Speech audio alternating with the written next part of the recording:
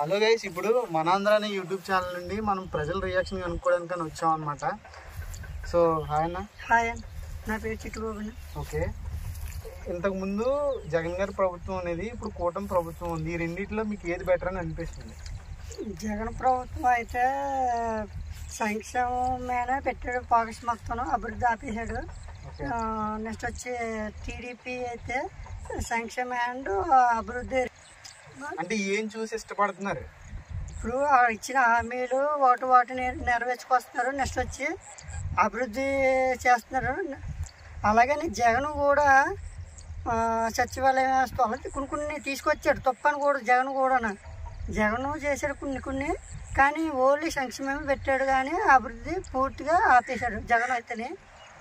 ఈ టీడీపీ అనేది అయితే టీడీపీ అండ్ జనసేన బీజేపీ అనేది మూడు కూటమి ఉన్నది కాబట్టి అది అభివృద్ధి అండ్ సంక్షేమం బ్యాలెన్స్డ్గా సమానంగా తీసుకురావడం వల్ల మ్యాక్సిమం